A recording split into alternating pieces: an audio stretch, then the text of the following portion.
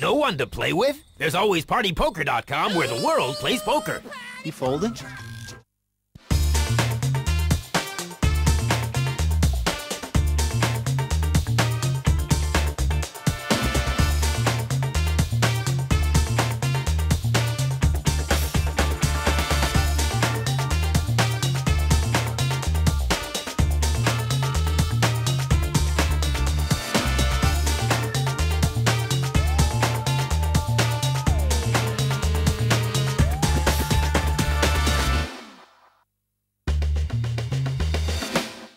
Well, they say poker's all about a game plan. It's about strategy, skill. But throw that all out the window when the cards come down, because it's about guts and nothing more. We love this game. 5 cards, a strong right arm. What more do you need? It's Texas Hold'em. Get your boots on. Welcome to the PartyPoker.com European Open. I'm Jesse May here with actor and avid poker player Norman Pace. Norman, in poker, it's one of the only places you can be a bully and not get kicked out of the schoolyard. Is it important to be one? I think if you've got the chips, it is. You know, if you want to dominate a table and impose your authority on the other players, then when you've got plenty of chips, put them under pressure. And that's effectively what bullying is, making them make a difficult decision with marginal hands. You can't do it when you haven't got any chips, though, Jesse. Well, but what about table image? Is there something to be gained from pretending to be a bully, even though you're not actually acting like one? How do you pretend to be a bully? I don't know about that. Yeah, I think table image is everything. There are a lot of people who start off really tight and then get looser later. But there are also players who come to the table and start bullying you immediately. Devilfish, for example, if he's against inferior players, or people he thinks is inferior, which in fact is the rest of the world, then he will immediately attack them from hand one. I mean, the Devilfish, you know, when it's his big blind, he kind of sits forward and just threatens you. How dare you raise this one here? But beating a bully is a very tough thing as well. And how do you stand up to a bully? Well, one guy who knows, it's called about beating himself, Phil Hellmuth, the former world champion. Okay. How do you beat the bully of the table? The guy that keeps raising you and raising you and raising you. Every time it's your big blind, he raises. Every time it's your small blind, he raises. He seems to get a lot of raises, and you're sitting there with 9 deuce, 9-4, folding, folding, folding. So how do you beat him?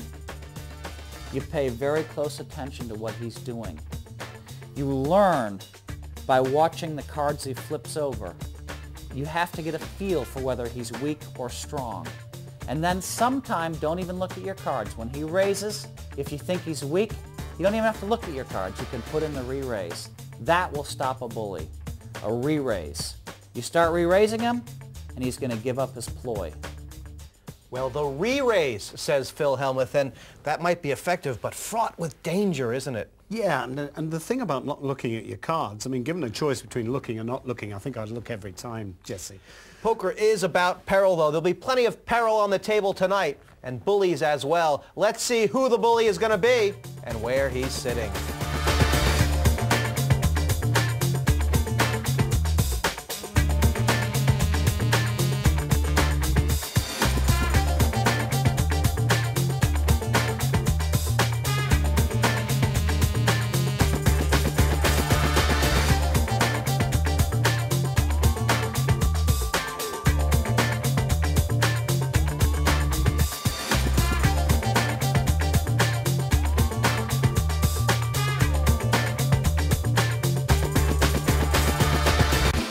Well, that's the lineup. Tough table. And we're joined by one of the favorites for that table, all the way from across the pond in Las Vegas, Scott Fishman. Now, Scott, a lot of people, they talk about the World Series of Poker. May not be as well known over here, but you shocked the poker world 2 years ago by winning nearly as many World Series of Poker bracelets as are in all of Great Britain, 2 in 1 year. How big a deal was that? It was my first year at the World Series, and I kind of made a splash. I was young and emotional and happy, and I mean, it was great for me. Just winning the first one was an incredible experience, and then following it up the next day with the horse title.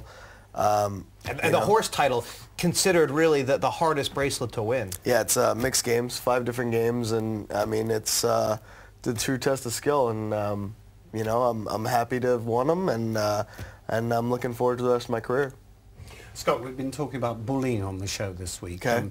Do you bully? And what do you consider bullying to be at the poker table? I do bully often. Sometimes I'm very tight. So I'm pretty adaptable, my style in general, and I haven't played with any of the gentlemen that I will be playing with tonight, so I'm not sure if I'm going to be able to bully them or if I'm going to have to take the back seat. But yeah, bullying is raise them, gun them, bluff them, and do it with everything but the cards, the chips and the bets and the bluffs. Well, best of luck tonight, Scott. Whatever it takes. Well, join us after the break. Norman Pace and myself will be sliding into the saddle and watching this game get moving.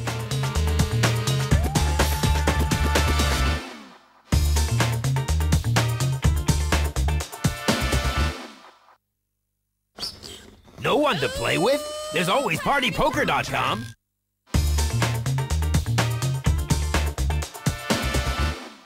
Welcome back to the PartyPoker.com European Open. The table's set, the plates are all served, and Norman Pace and myself are ready. So let's get over to the table where the cards are in the air.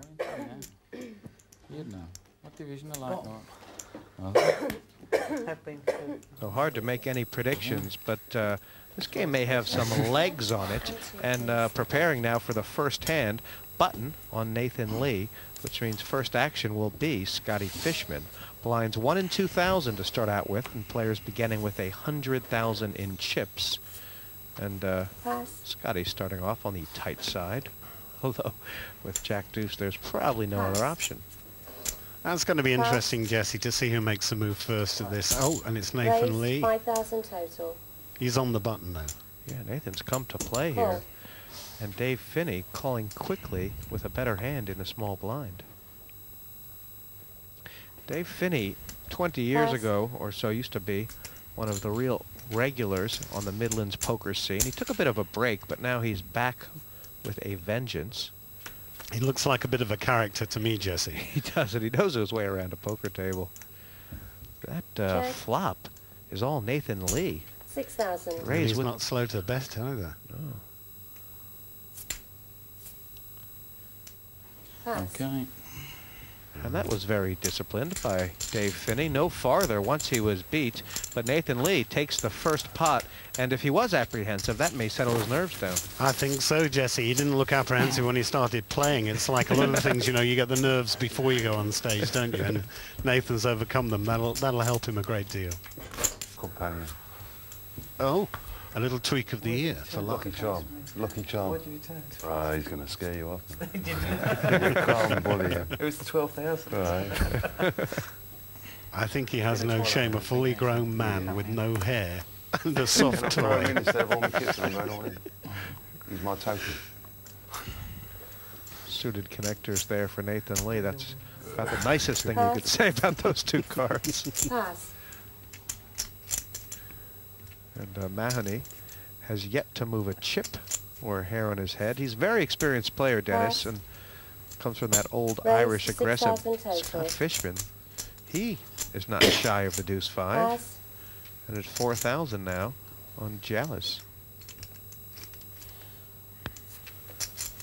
Pass. I think they all know about Scott Fishman. They must have read his resume.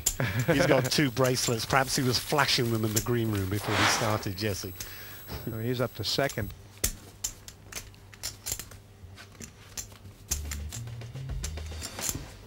I have been playing tournament poker professionally for 2 to 3 years now, and I've gotten a couple of the World Series bracelets back-to-back in 2004 and 2005. I was defending my title, came in second, which was a pretty big score for me, and it's been good. I have a WPT title, Young Guns of Poker, champion. I love it. Hopefully I'm going to win. That's what I would expect, and hopefully the viewers can expect me to win as well. It's a funny thing about playing against world champions. I've had the experience myself once. And initially, for the first few rounds, you really don't want to get involved with them because you're scared. But as the game goes on and you relax, you think, oh, it's just a man. Or a woman. He is, but he has proven himself very tough. In fact, this year at the World Series, Pass. he nearly won another bracelet, second in a 2,000 runner event, which was worth